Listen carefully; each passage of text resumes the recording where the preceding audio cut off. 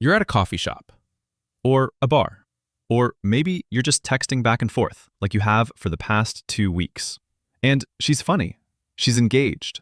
She's sending you voice notes for God's sake, which means she actually wants you to hear her voice, which means this is real, which means you actually have a shot at this. But then it happens.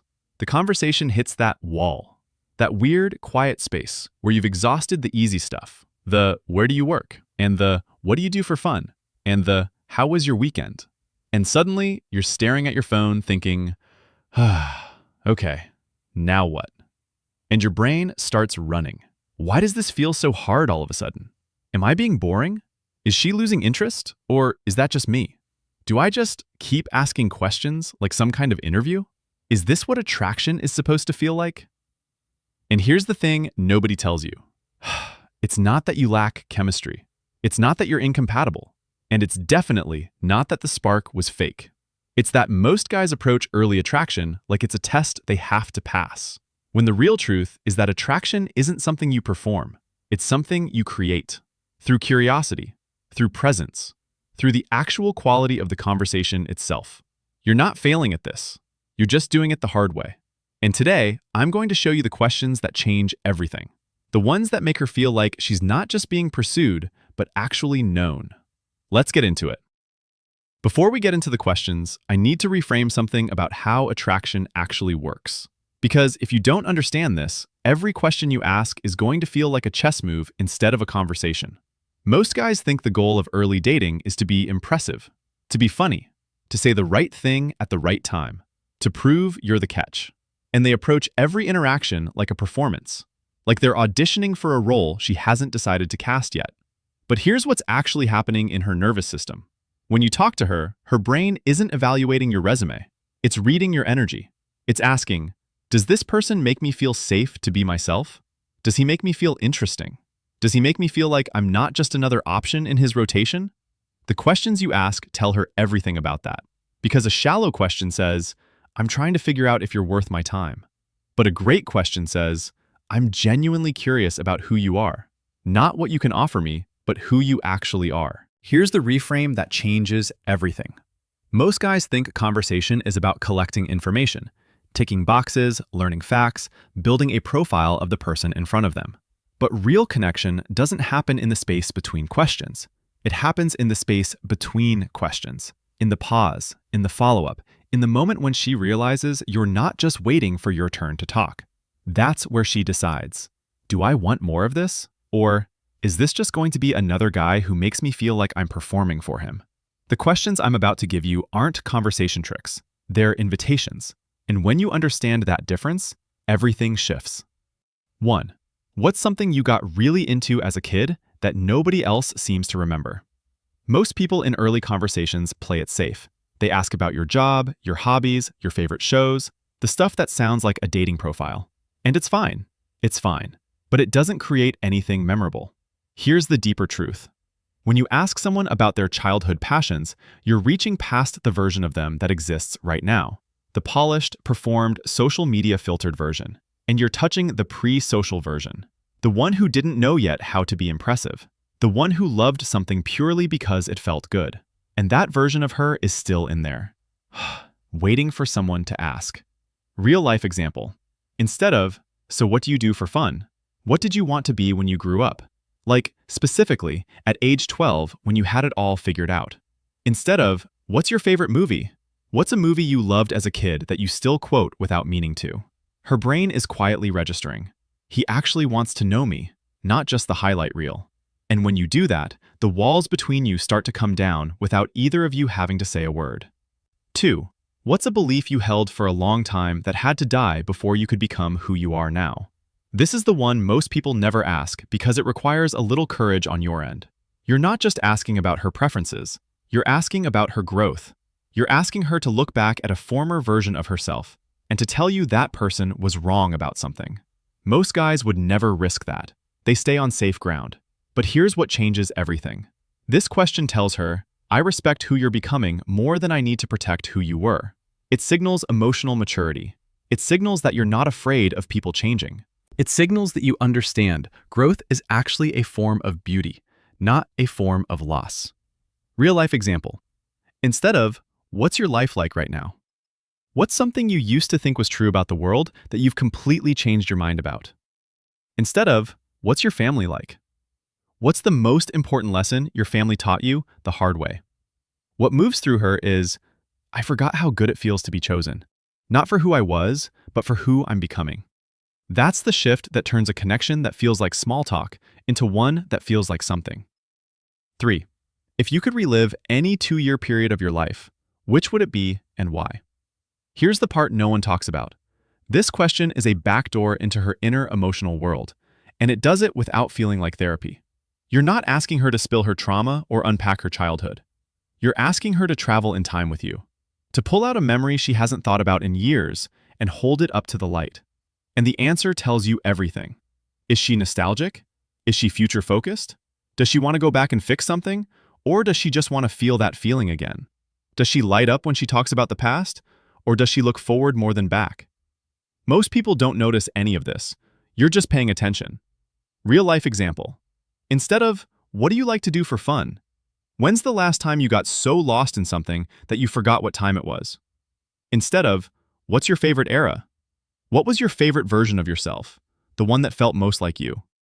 Something in her is saying, he doesn't just want to know what I do. He wants to know how I feel. And that changes the entire texture of the conversation. 4. What's something you've convinced yourself to be true that you're starting to wonder if it is? This one is bold, I know. It might feel too deep for a first conversation. But here's the secret. The question itself is the moment. You don't actually need the full answer to get the benefit. Here's why it works. You're signaling that you're not afraid of uncomfortable truths.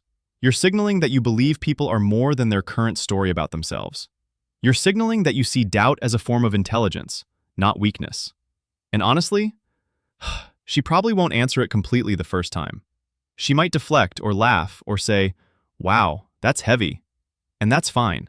Because what she heard was, this person thinks I'm capable of growth. This person thinks I'm more than the sum of my current beliefs.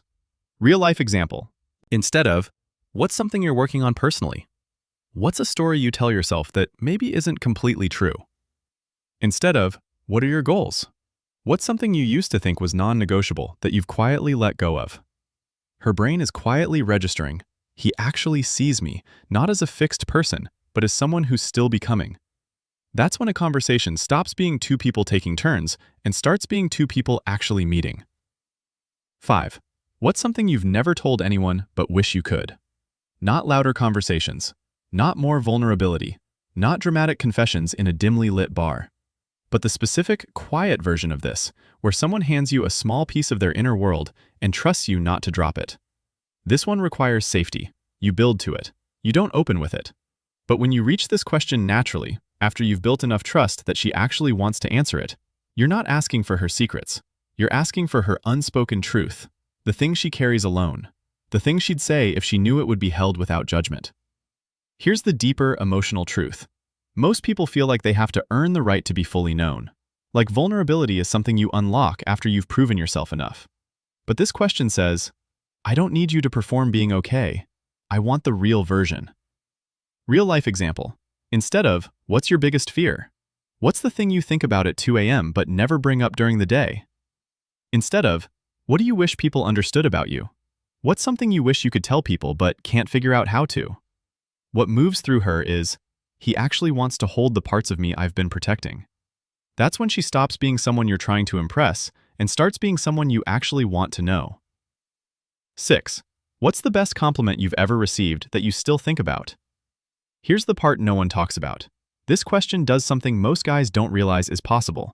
It tells you exactly how she wants to be seen. Not by learning about her love language from a quiz, not by guessing based on her personality, but by asking her directly, what makes you feel seen? And the answer is gold.